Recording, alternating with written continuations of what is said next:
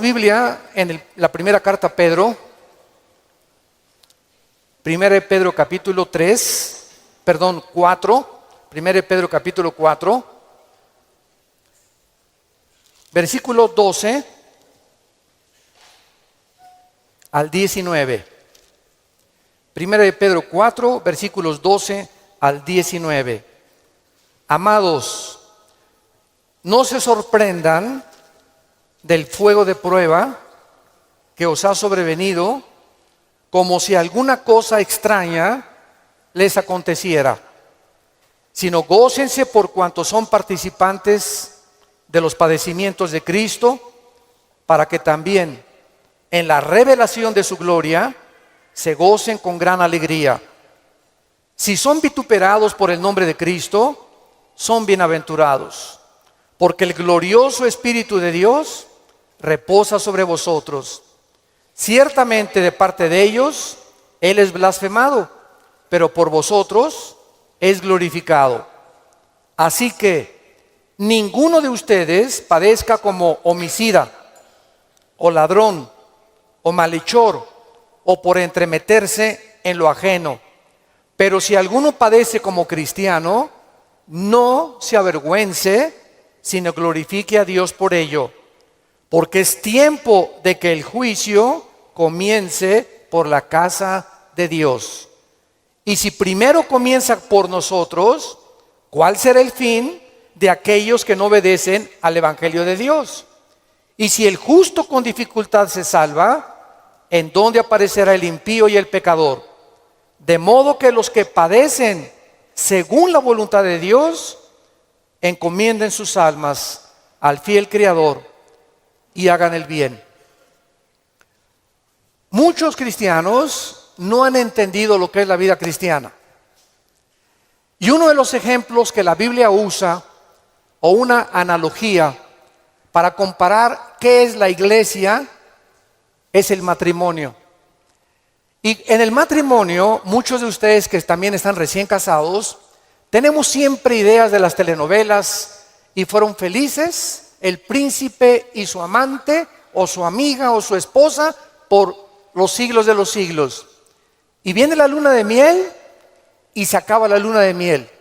Y comienzas a descubrir, caray, ¿con quién me casé? O caray, yo no sabía, chiquita, que tenías ese genio. Y yo no sabía que eras tan flojo. Ni sabía que dejabas tus calcetines que huelen a queso manchego cuando te levantas de la cama.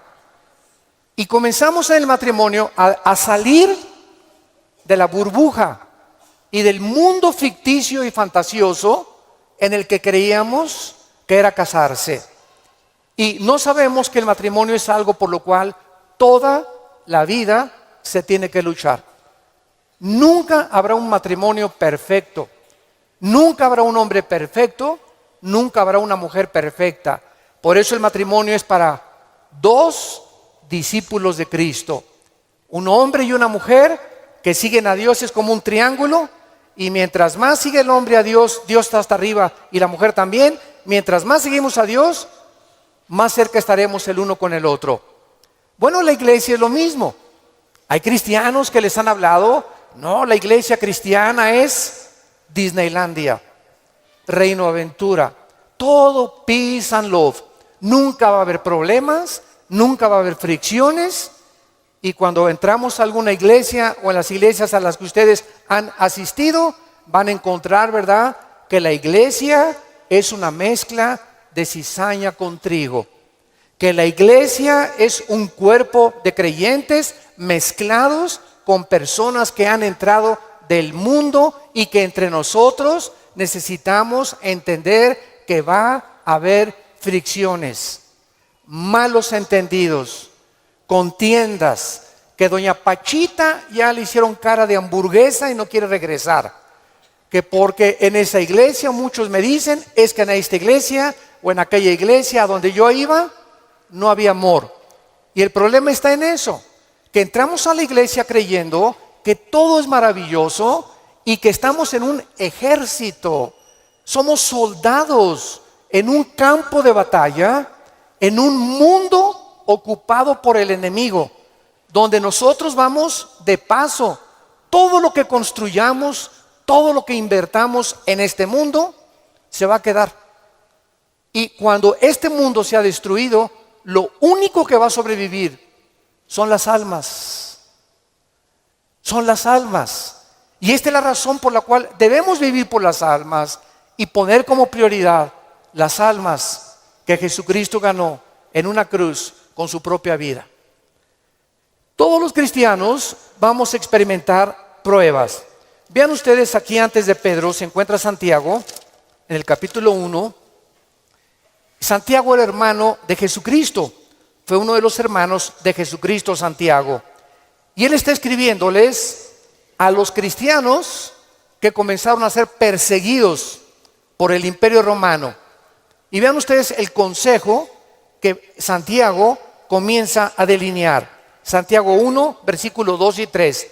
Hermanos míos, tengan por sumo gozo cuando se hallen en diversas pruebas, sabiendo que la prueba de vuestra fe produce paciencia. Sabemos entonces que todos nosotros vamos a ser examinados por Dios.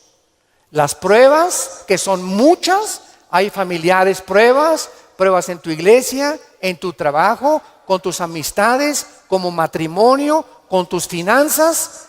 Dios prueba el corazón. Y dice Santiago, no se sorprendan, no se maravillen de que de repente hay muchas pruebas. Y en lugar de que la oposición y las pruebas puedan menguar nuestro ánimo, dice Santiago, ¿verdad? Está probándose nuestra paciencia y nuestra fe.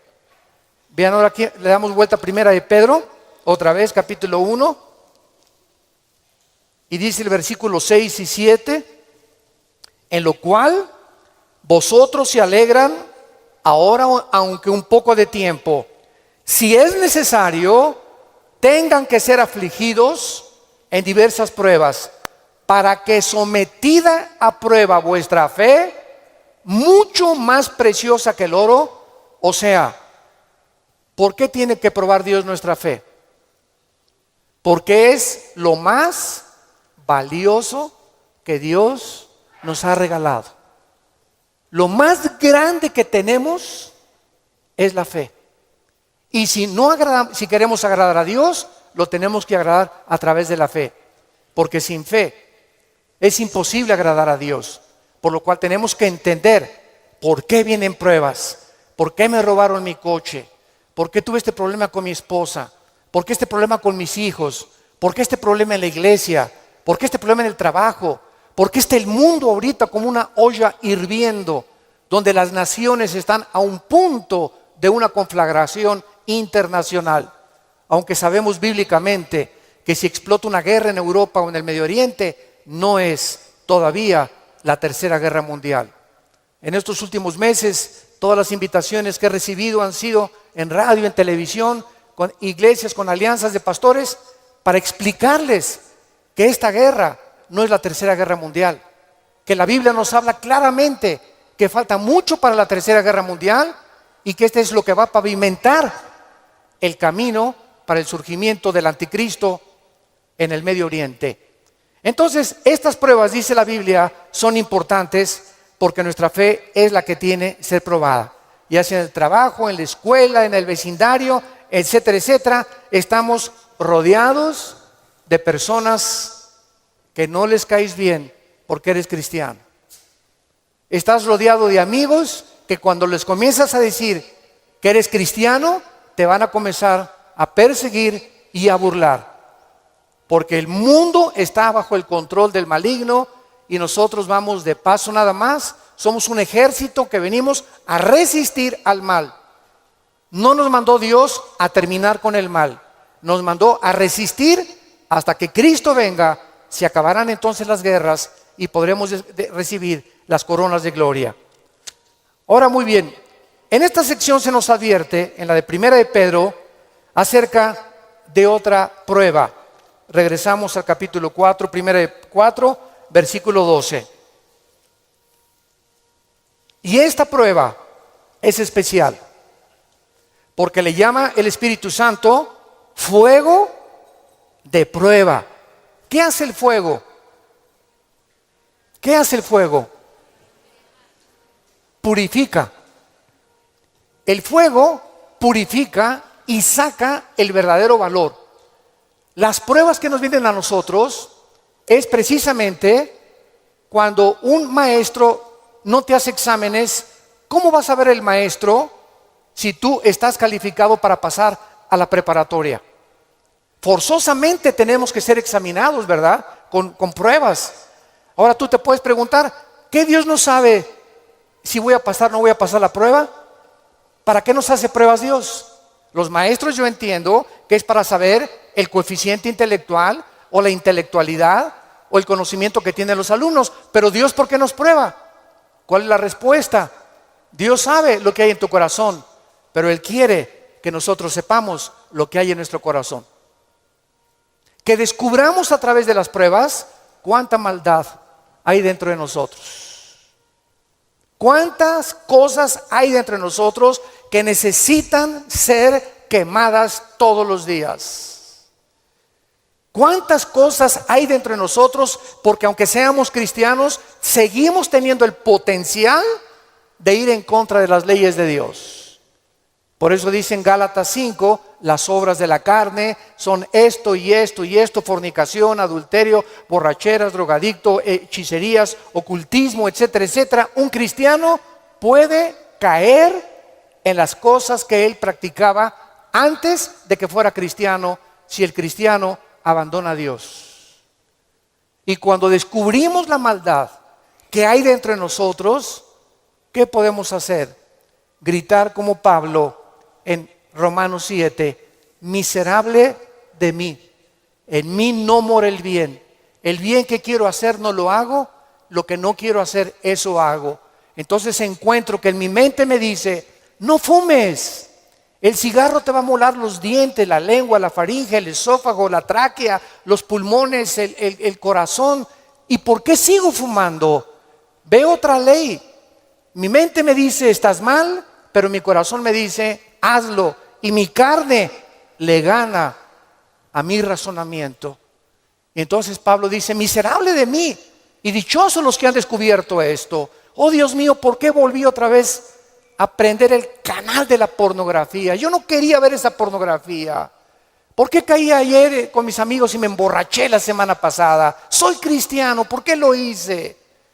¿Por qué le grité a mi esposa como le debía haber gritado? No debía haberle gritado. ¿Por qué lo hice? Y qué mal nos sentimos cuando comenzamos a descubrir esa maldad. Y qué buen síntoma es que digas, ¿por qué lo hice? Eso muestra que tenemos al Espíritu Santo, que nos está redarguyendo, que nos está diciendo, esto que hiciste está mal. Antes lo hacías y no te importaba y te dormías ni pedías perdón.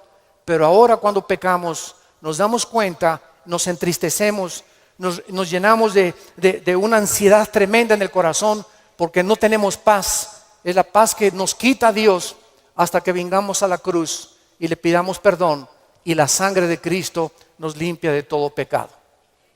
Pero esta es la razón por la cual las pruebas Dios nos las manda, para que vayamos evaluándonos honesta, íntegra y sinceramente en qué nivel nos encontramos de espiritualidad. Vayamos a Santiago capítulo 1 otra vez con este versículo y vamos a ver algunas verdades prácticas antes de desarrollar el pasaje que acabamos de leer. Veamos algunas verdades prácticas de las pruebas.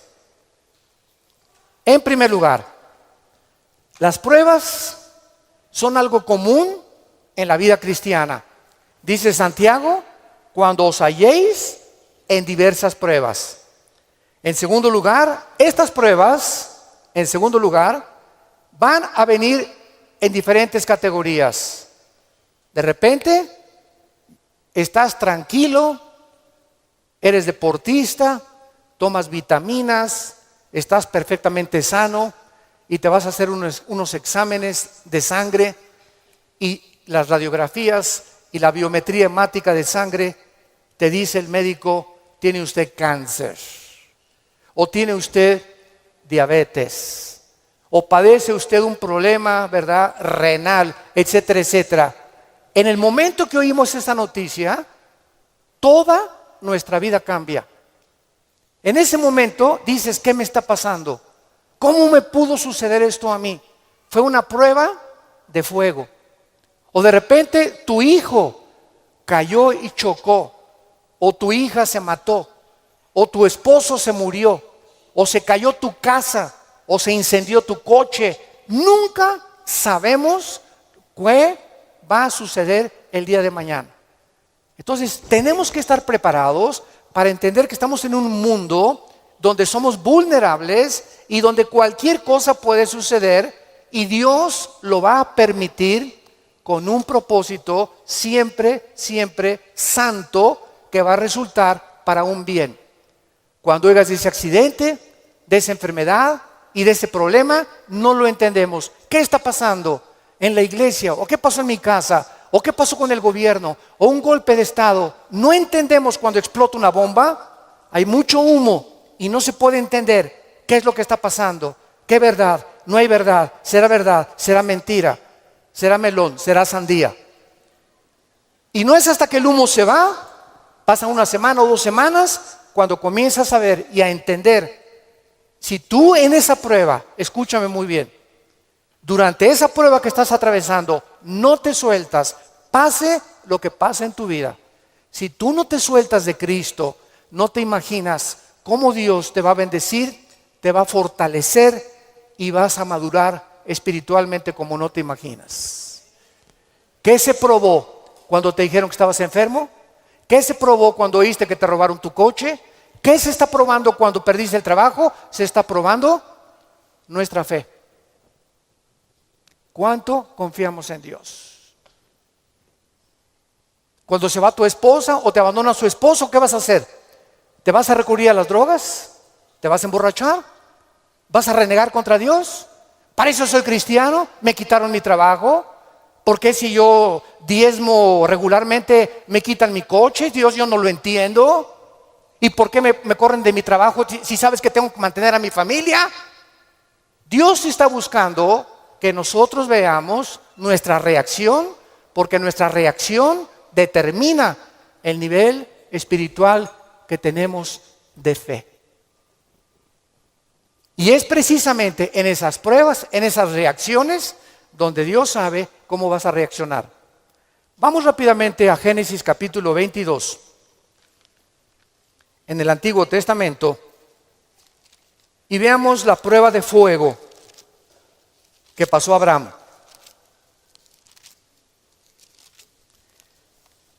Abraham ya era un hombre maduro, ya tenía el hijo de la promesa, Isaac. Y Abraham se le llama en Romanos capítulo 4 el padre de la fe. Por algo será, ¿verdad? Por algo será, porque son las pruebas de fuego las que nos gradúan en el ejército de Dios. Las pruebas, no las muchas pruebas, nos van preparando, pero hay una prueba de fuego que es nuestra graduación. Cuando ya Dios se da cuenta que no importa lo que pase en tu vida, nunca te soltarás de Él. Nunca blasfemarás de su nombre, nunca te llenarás de rencor ni de amargura contra nadie. Hayan hecho lo que te hayan hecho o lo que nos hayan hecho, el veneno más grande que nos impide graduarnos es la amargura. Es el veneno más grande de la vida cristiana.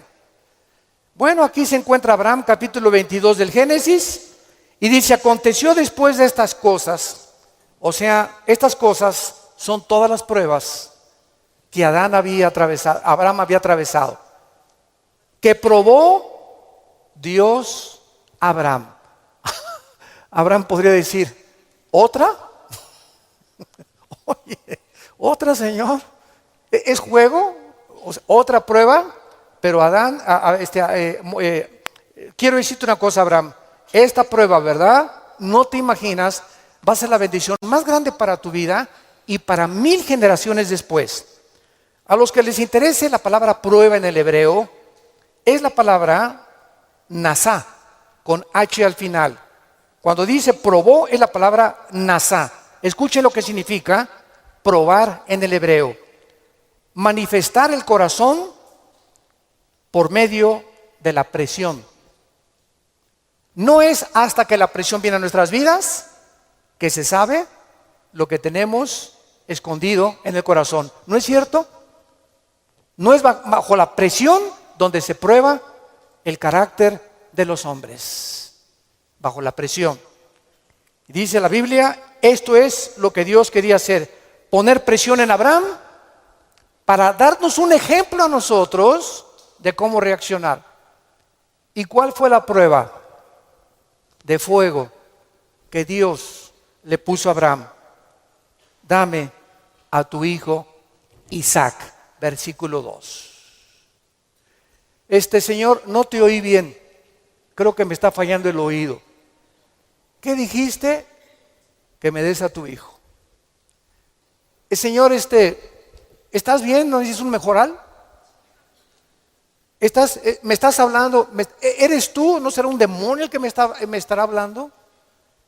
Señor, tú me dijiste que este hijo era el hijo de la promesa, no era Ismael. Tú me prometiste que era Isaac y la semilla de Isaac, el esperma de Isaac, la descendencia de Isaac, donde el Mesías, el Salvador que has prometido, iba a venir. ¿Cómo me lo pides? ¿Y cuál es la respuesta de Isaías 55, 8 y 9? Mis pensamientos no son vuestros pensamientos, y mis caminos no son vuestros caminos, ovejas santas, amadas de Dios. Así como los cielos son más altos que la tierra y mis pensamientos más altos que ustedes, así es como yo tengo que pensar para que ustedes comiencen a entender que yo no pienso como ustedes y que la fe es mantenerte de pie y seguir creyendo aunque no haya explicación inmediata.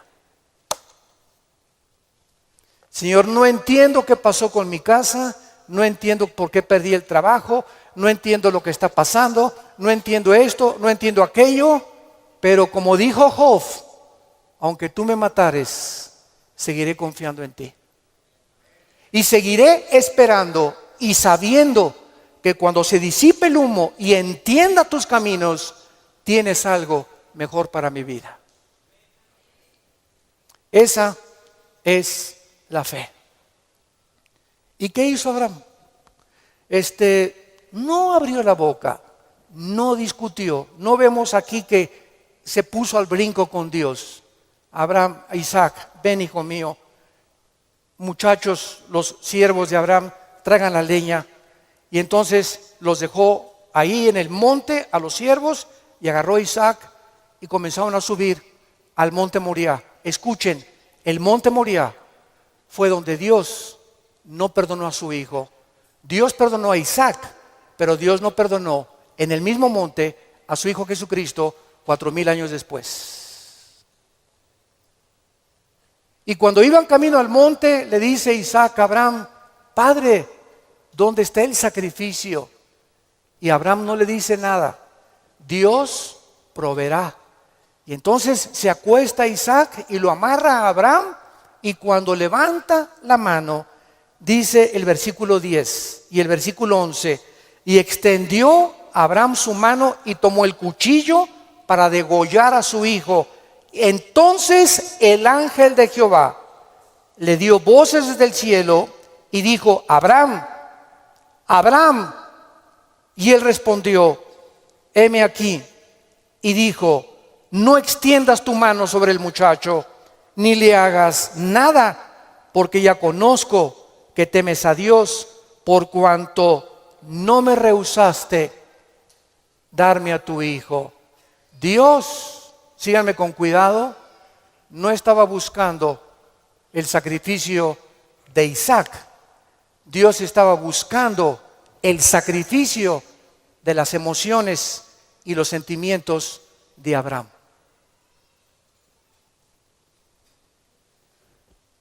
Abraham tenía que pasar la prueba de morir a sus emociones y a sus sentimientos y amar a Dios con todas sus fuerzas y con todo su corazón, escúchenme, más que a su hijo.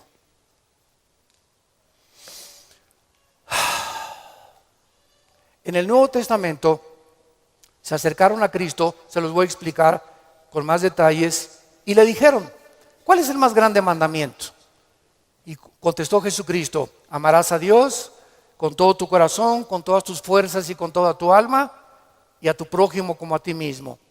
Muy bien, hace algunos años yo le pregunté, orando le pregunté a Dios, porque alguien, ¿verdad?, me metió una idea satánica, un ateo, en un hotel, me acuerdo que se acercó y me dice, oiga, señor Alducin, el Dios que ustedes adoran es un misógeno, es un ególatra, es un Dios que solamente busca a Él, que nada más dice, ámame a mí con todo tu corazón, más que a tu esposa, más que a tus hijos. ¿Cómo puede ser esto posible?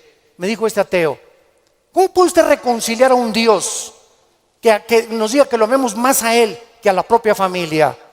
Y entonces me fui muy confundido. Me comenzó a dar vuelta, porque en ese momento me quedé así, ¿verdad? Le dije, ¿sabe una cosa? Voy a orar y le prometo que voy a buscar una respuesta de Dios. Nadie me había hecho nunca ese ataque a mi fe. Entonces pasó como unas 2 semanas, me puse a orar, ayuné como 2 días buscando esta respuesta y fue tan clara de parte de Dios. Y el Señor me mostró en la Biblia lo siguiente. Mira, hijo, me dice Dios, cuando yo les pido a ustedes, ámenme con todo mi corazón y con toda mi mente, ¿saben por qué se los pido? Porque tu mamá, tu esposa y tus hijos y tu perro Fido y tu cotorro y lo que más amas en tu vida y tu jarrón chino y la casa que tienes y que la amas, todo lo vas a perder y al final de tu vida te vas a quedar solo. Todos nos quedamos solos al final de la vida. Los hijos se tienen que ir, si no se casan, se mueren, la esposa tiene que morir, él tiene que morir, escúchame muy bien. Y si tú tenías todos tus afectos en tu hijo que se fue, o en tu esposo que se fue, o en tu perro que te quitaron, cuando se vaya tu hijo, cuando te quiten a tu esposo, cuando te abandone tu mujer, te vas a hundir porque no tendrás las fuerzas de seguir viviendo. Pero cuando amas a Dios con todo tu corazón y con toda tu alma y pierdes algo por acá y pierdes algo por acá y pierdes esto y por acá, ese amor que tú le tienes a Dios es el que nos sostendrá para seguir viviendo con Él, con las fuerzas de seguirlo amando. Denle gloria a Dios, de veras.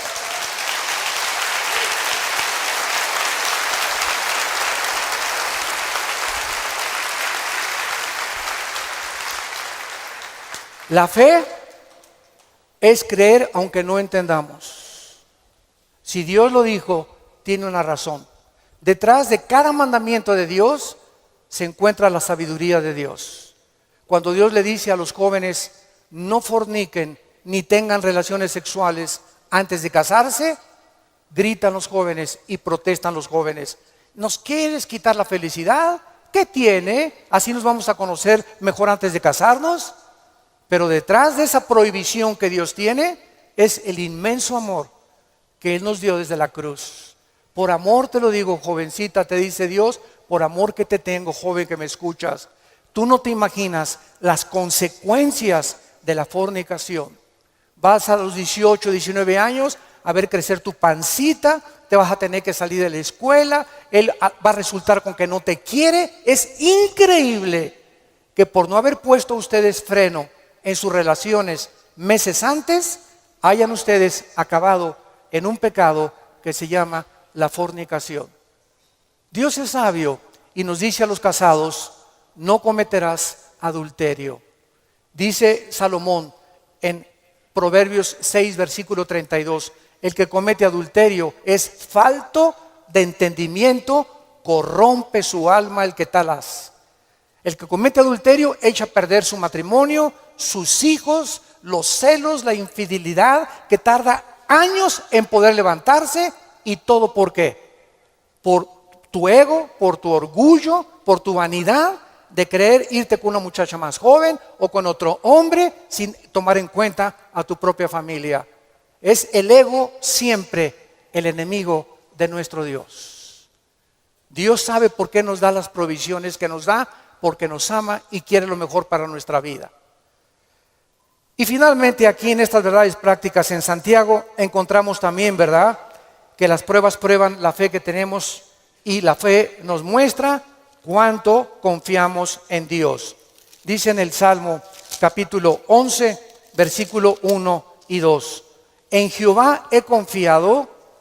¿Cómo decís a mi alma que escape al monte cual ave? Porque aquí los malos tienden el arco, disponen sus saetas sobre la cuerda para asaetear en oculto a los rectos de corazón. Si hubo un hombre perseguido, calumniado, vituperado, despreciado entre los héroes de Dios, fue el rey David. A los 17, 18 años lo ungen, Samuel, tú vas a ser rey de Israel. Ah, dice David, qué suave. Bueno, pasaron casi 12 años, vean esto, desde que lo ungen con sus hermanos, pasaron 12 años, hasta los 30 años de edad, 12 años de pruebas. El hombre que Dios había escogido para sentarlo en el trono de Israel, tenía que ser probado. Y tenía que ser probado en la amargura, en el rencor, en la confianza en Dios, en saber que no importa, aunque me rodee un ejército y aunque tenga las miles de amenazas, Dios es mi salvación, mi fortaleza y mi luz. ¿De quién temeré? Dice el Salmo 27. ¿De quién temeré? Es el temor dentro de nosotros lo que nos impide confiar en Dios. Ay, tengo temor que si me entrego a Dios me va a pasar esto. O tengo temor que si hago estas cosas me va a pasar aquello. Ese temor lo tienes que vencer. Porque Dios no nos ha dado espíritu de temor, sino de valor, de poder y de amor propio. Entonces tenemos que entender que las pruebas forman parte de la vida cristiana. Regresamos a nuestro pasaje de 1 de Pedro y examinémoslo rápidamente. Dice nuestro pasaje: no se sorprendan, amados, del fuego de prueba que os ha sobrevenido, como si alguna cosa extraña aconteciera. Número 1, se nos advierte cómo no debemos de reaccionar: con sorpresa. No debemos reaccionar con sorpresa. No puedo creer lo que me está pasando. Más te vale que lo creas. No puedo creer que mi noviecita me dijo que yo me parecía a John Travolta, hermano, y me dejó por otro y se fue. No lo puedo creer. No puedo creer que mi esposo me haya abandonado. No puedo creer que este negocio haya caído. No puedo creer, yo fui fiel en mi trabajo y me corrieron, hermano, del trabajo. No lo puedo creer. Más te vale que lo sigamos creyendo. No nos sorprendamos, es una prueba. Cualquier cosa que afecte tu vida, tu estabilidad emocional o física, son pruebas. Entendámoslo. Dios es un Dios que nos tiene que probar. Y estas pruebas son para nuestro bien. Y vamos a descubrir en las pruebas que Él es real, que Él sana, que Él restituye, que Él vindica, que lo que la oruga y el saltón te robaron, Dios te lo va a devolver 10 veces más. Pero es esa fe la que Él está tratando de desarrollar en nuestras vidas, porque es mucho, mucho más preciosa que el oro. Dice en 1 de Pedro 5:10: mas el Dios de toda gracia, que nos llamó a su gloria eterna en Jesucristo, escuchen bien, santos de Dios, después que hayáis padecido, ¿cuánto tiempo? No toda la vida es la inquisición, por el amor de Dios. No toda la vida, como llegó una hermana: ay, pastor, ¿qué le pasa a doña Chole? Pues sigo con pruebas. Hermana, tengo 5 años que la conozco y usted ya le ganó a Job. No me diga que en 5 años Dios no la ha dejado descansar. Ese no es el Dios que servimos. Dice claramente que las pruebas son temporales, de vez en cuando Él cree conveniente que la necesitamos atravesar. Después que hayáis padecido un poco de tiempo, vean ustedes el propósito. Él mismo os perfeccione, afirme, fortalezca y establezca después de las pruebas.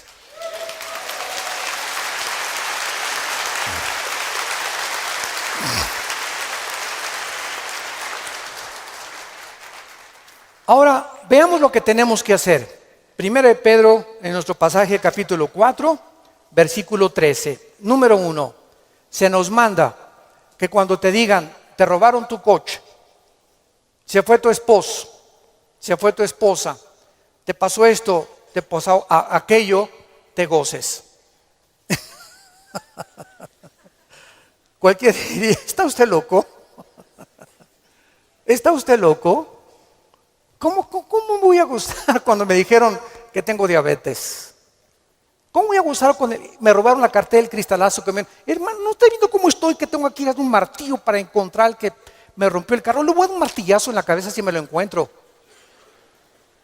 O mi esposo, ¿verdad? Con la cara de cocodrilo. Qué bueno que se fue el cocodrilo y que se fue, ¿verdad?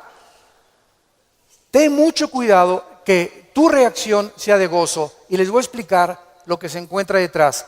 Cuando Job llegaron y le dijeron, quemaron tu rancho, tus camellos, tus ovejas, tus vacas y tus hijos.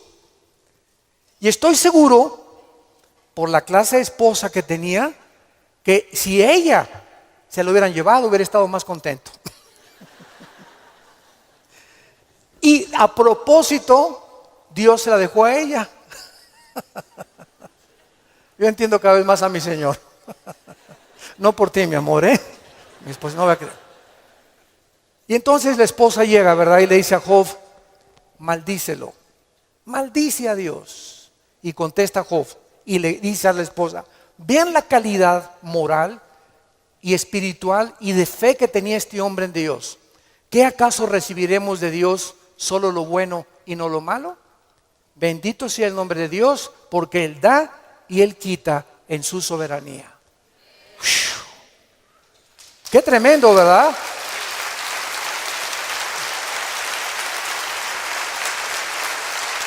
Qué tremendo. Entonces, en ese momento, cuando somos asaltados por dudas y malas noticias, en otras palabras, porque son malas noticias, en ese momento tengamos mucho cuidado de no permitirle a nuestro corazón que nos gobierne la lengua, porque de la abundancia del corazón habla la boca. Entonces, en lugar de preferir maldiciones o acusaciones, o eres tú Dios, o compartirlo con otras personas, híncate. Filipenses 4, 6 y 7. Híncate y dale a conocer a Dios. Señor, no entiendo lo que está pasando. No entiendo por qué me pasó esto. ¿Por qué esta enfermedad? Oh Dios, no entiendo, pero quiero seguir confiando en ti. Solo te pido que mientras esto pasa y no lo entiendas, me fortalezcas y me muestres la razón para que yo pueda seguir bendiciéndote y adorándote. Es el tiempo más difícil de nuestra vida cuando no entendemos lo que está pasando. Vamos rápido a 2 Corintios capítulo 12. 2 Corintios capítulo 12 y veamos lo que le pasó al apóstol Pablo y la forma como él reaccionó. 2 Corintios 12.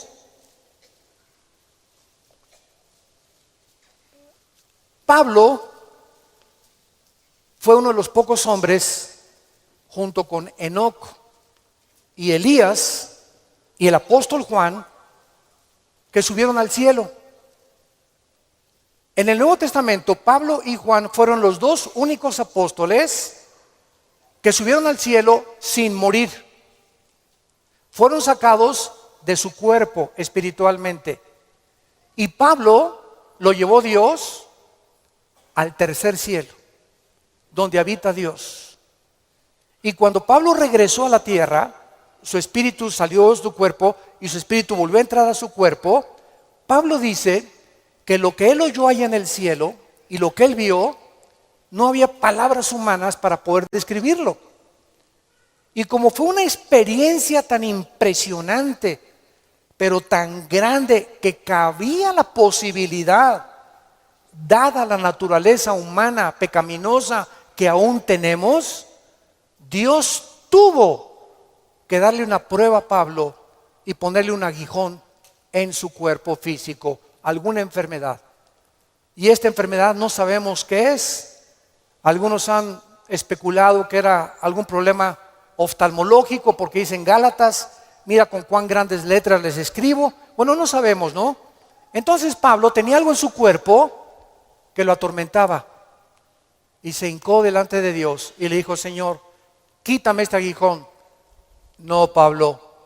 Señor, te ruego, quítamelo. No, Pablo. Señor, te lo imploro como de corazón.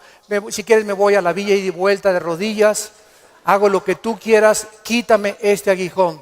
Y Dios le contesta y le dice en el versículo 9: y el Señor me ha dicho, bástate mi gracia.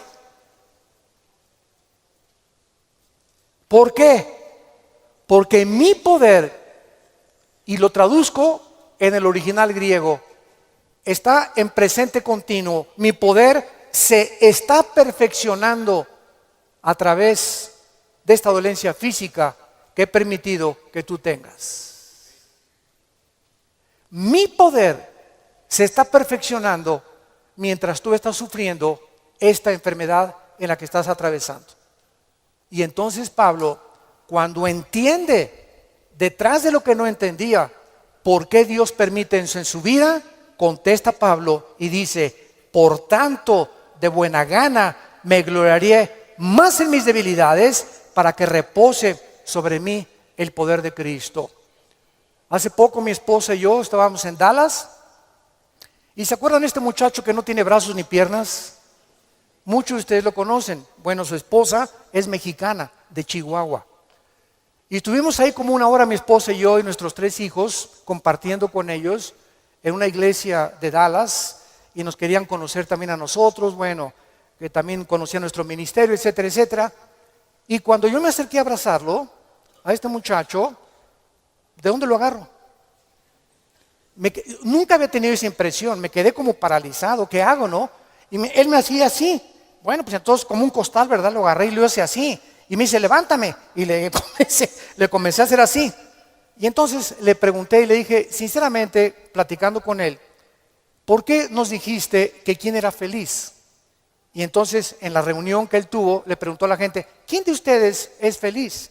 Y muchos que estaban: yo sí o no. Y me dice: yo les quiero contestar algo. Dios permitió que naciera sin brazos y sin piernas para que yo fuera un testimonio que la felicidad no se encuentra en estar completo, sino en tener el poder de Dios viviendo en tu vida.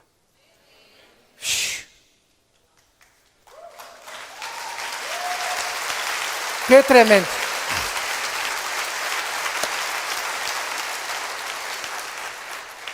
Mi esposa y yo nos bañamos de lágrimas.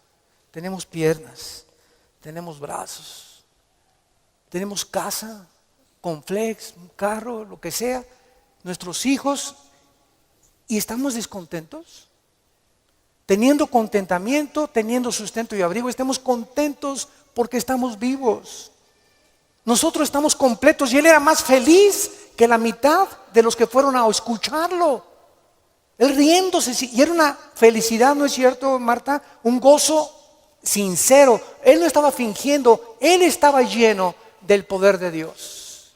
Y transmitía en sus ojos esa paz, ese contentamiento, esa aceptación.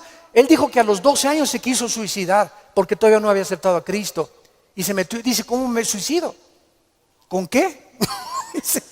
Ni modo que agarre una pistola y le haga así, ¿verdad? Se metió a la tina del baño y con la boca abrió la llave y se quería morir ahogado. Y cuando estaba el agua subiendo, muchos de ustedes que ya no oído su testimonio, yo lo traigo grabado en mi iPhone, dice que en ese momento dijo: si yo me quito la vida, nunca podré compensarles a mis padres y los haré culpables a mis padres, porque siempre se lamentarán porque yo nací así, y si hay un Dios, nunca conoceré el propósito por el cual permitió que yo naciera sin brazos y sin piernas. Y apagó la llave y le dijo, yo no entiendo, al año se convierte a Jesucristo. Y ha ganado millones de almas. Dios dicen que hay uno entre 15 o 20 millones de seres humanos que nacen así. A este muchacho Dios lo escogió Dios para dar un mensaje al mundo. La felicidad no está en el dinero, ni en tener salud, ni en tener casa, ni en tener vehículos, sino si tú tienes a Jesucristo y la paz de Él que sobrepasa todo entendimiento.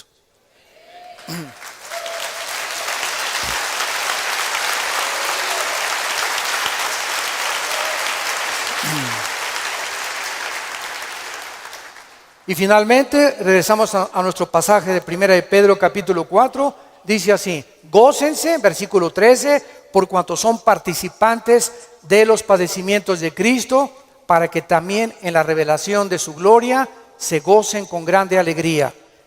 En penúltimo lugar, las pruebas nos están haciendo parecernos más a Jesús.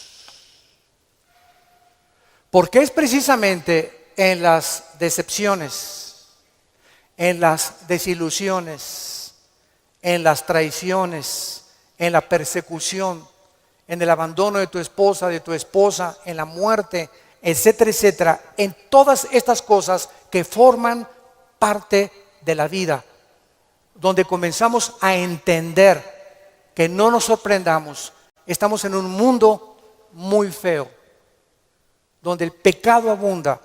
Este grupo de ISIS en el Medio Oriente ya no son seres humanos, son zombies, son monstruos, seres humanos deshumanizados completamente, sin ningún sentimiento, sin ninguna emoción, sin ningún corazón, ninguna conciencia. A los niños ahora los enseñan a ellos que a las víctimas les corten la cabeza y jueguen fútbol con las cabezas para desensibilizarlos y deshumanizarlos a los 8 años de edad. Ese es el mundo que vivimos. ¿Nos sorprende? No nos sorprende, porque la Biblia dice, 2 Timoteo 3, vendrán tiempos feroces, peligrosos, hombres amadores de sí mismos, donde no les importará absolutamente nada más que su ego y su propia vanidad, y el imperio y el espíritu de control. Todo espíritu que quiera controlar y dominar a los demás es un espíritu de brujería. ¿Se acuerdan a Cristo antes de morir? Que llegan los hijos de Zebedeo con la mamá. Oye, cuando vengas, quiero que mi hijo Pancho y Pancholín se sienten junto a ti. A este nómbralo ministro de Hacienda y procurador de la República. Y entonces Cristo, viendo que sus discípulos estaban a punto de morir crucificados, estaban buscando posiciones de liderazgo y de control y de autoridad. Y les dije, Cristo, eso los reyes de la tierra, los gobernantes buscan estas cosas, dominar y controlar a los demás. Y esta es la razón de tantas dictaduras y tantos gobiernos estatistas y totalitarios, personas que quieren seguir gobernando y tener el control de las gentes, pero en ustedes no debe ser así. Y Cristo nos da el secreto. El que quiera ser grande de todos nosotros, lávele los pies a los demás. Sea siervo de los demás. No busques grandezas para ti, busca servir. Porque el más grande entre nosotros siempre será el que siga las pisadas de su maestro. Gracias por tu palabra, Señor, en esta mañana. Gracias, Señor, porque si somos vituperados en el nombre de Cristo, somos bienaventurados. Así que ninguno de nosotros padezca como homicida o ladrón, o que las pruebas que tengamos sea por nuestros pecados. Pero si padecemos como cristianos, no nos avergoncemos, glorifiquemos a Dios por ello, encomendemos toda nuestra causa a Dios, porque Él es soberano, nunca nos dejará y nunca nos desamparará. Bendecimos, Padre, a todos nuestros enemigos, bendecimos a los que nos calumnian y contienden contra nosotros. Te damos las gracias por estas pruebas, porque está probando lo que hay en nuestro corazón. Si no perdonamos 70 veces 7, no hemos crecido en la gracia y el conocimiento de Jesucristo.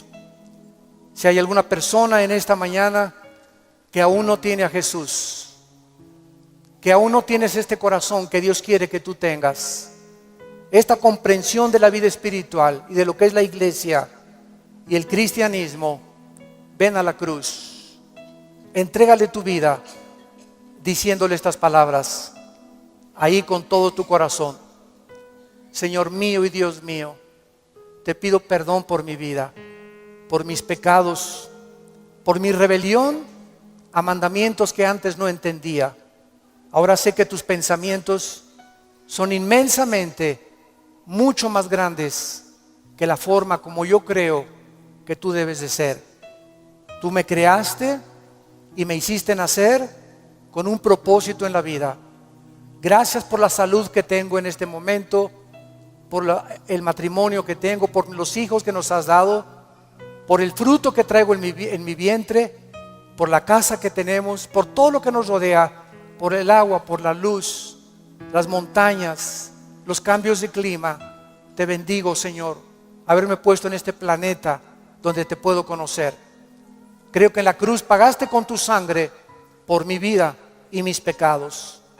Y te pido, Jesús, porque creo que a los 3 días resucitaste de los muertos, que entres a mi corazón como mi Señor y mi Salvador.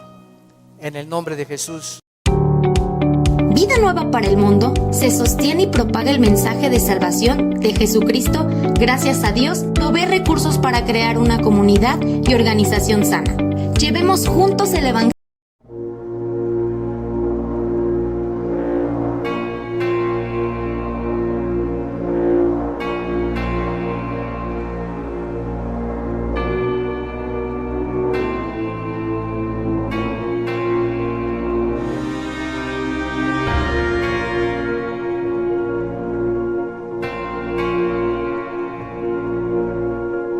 De Jesucristo al mundo entero. Realizamos eventos, seminarios, congresos y diferentes programas para dar a conocer el mensaje de salvación y el poder de nuestro Señor, transformando y edificando vidas de mujeres, hombres, niños alrededor del mundo. ¿Qué pasa cuando decides hacer tu donativo? Aunque no puedas llevar la palabra personalmente a todo el mundo, de esta forma lo estás haciendo. Con tus donativos o aportaciones, estás sembrando y formando parte de lo que Dios está haciendo en su obra. Estás ayudando a traer luz a la oscuridad, paz al conflicto y esperanza a los que no tienen ninguna. Dona desde México.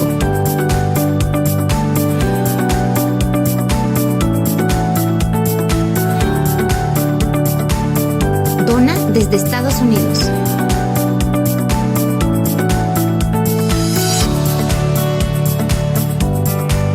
Para el resto de donaciones de otras partes del mundo, www.vidanuevaparaelmundo.org.mx/dona.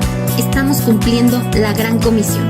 Por tanto, vayan y hagan discípulos a todas las naciones, bautizándolos en el nombre del Padre, del Hijo y del Espíritu Santo, enseñándoles que guarden todas las cosas que les he mandado. Y he aquí que yo estoy con ustedes todos los días hasta el fin del mundo.